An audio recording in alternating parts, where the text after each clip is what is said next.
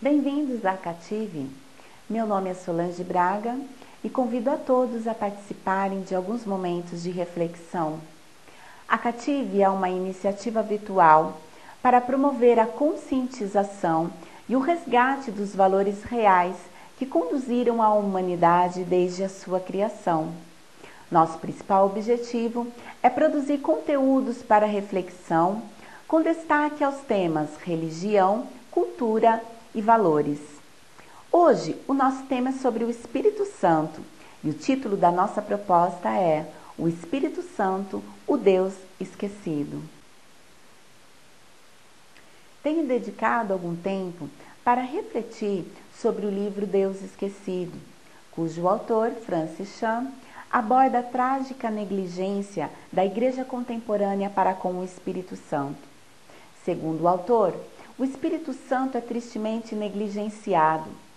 Ainda que nenhum cristão negue sua existência como a terceira pessoa da Trindade, poucos se relacionam com a sua presença e com a sua manifestação.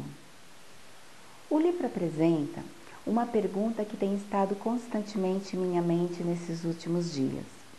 Cada encontro com Deus não deveria produzir em nós uma sede ainda maior pelo seu Espírito?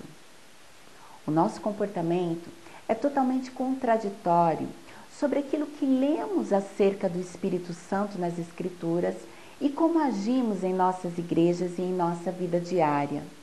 Este grande abismo revela um momento histórico onde a Igreja de Cristo tem enfrentado inúmeros desafios por conta de filosofias e heresias que ameaçam a doutrina do Espírito Santo. Em Atos, aprendemos que o Espírito Santo orientou os primeiros cristãos a realizarem coisas inexplicáveis, a viverem uma vida que não fazia sentido algum para a cultura que os cercava. A palavra de Deus nos diz que entre o Calvário e o Pentecostes, os discípulos estavam trancados, com medo, por conta da perseguição dos judeus. Mas quando Jesus ressuscitou e derramou sobre eles o Espírito Santo, eles fizeram coisas com ousadia e coragem, enfrentaram prisões, foram açoitados, enfrentaram a própria morte, mas com coragem e com ousadia. O livro de Atos nos dá detalhes acerca do derramamento do Espírito Santo. Vamos ler. Atos 1 diz assim: Escrevi o primeiro livro, ó Teófilo, relatando todas as coisas que Jesus começou a fazer e a ensinar, até o dia em que, depois de haver dado mandamentos por intermédio do Espírito Santo, aos apóstolos que escolhera, foi elevado às alturas.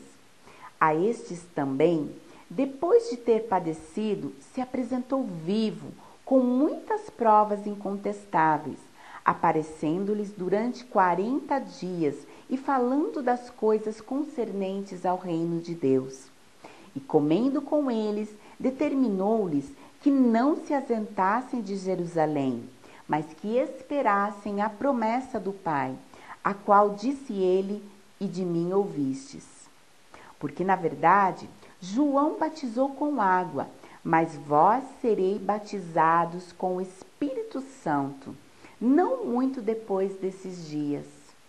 A promessa da vinda do Espírito Santo não pode ser desassociada ao Messias, a Jesus.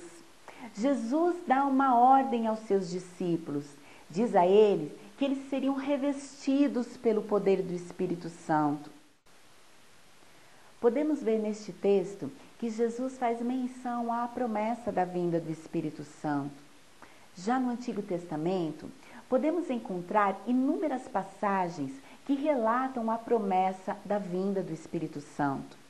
Podemos ver no livro de Isaías, capítulo 32, versículo 15, que diz o seguinte: O palácio será abandonado, a cidade populosa ficará deserta.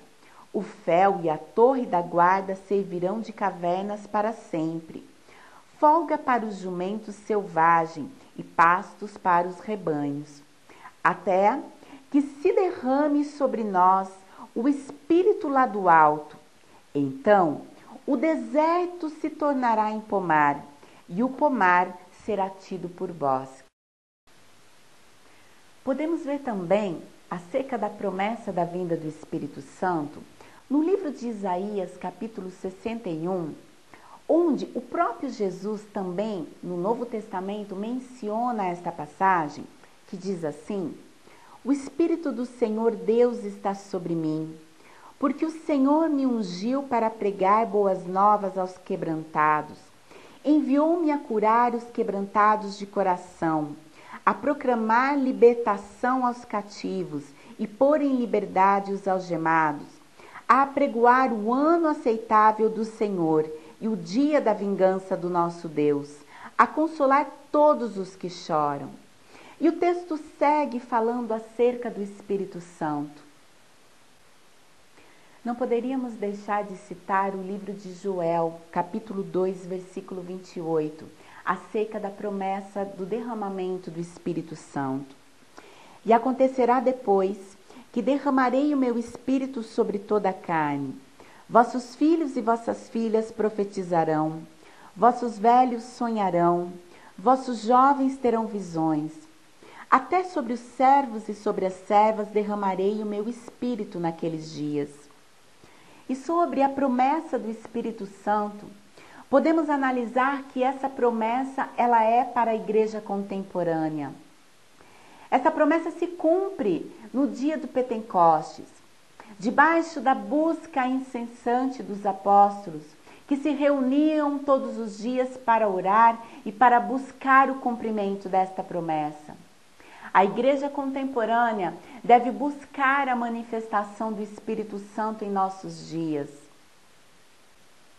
O livro de Atos também nos fala sobre a descida do Espírito Santo. Capítulo 2 nos diz: ao cumprir-se o dia de Pentecostes, estavam todos reunidos no mesmo lugar. De repente, veio do céu um som como de um vento impetuoso, e encheu toda a casa onde estavam assentados.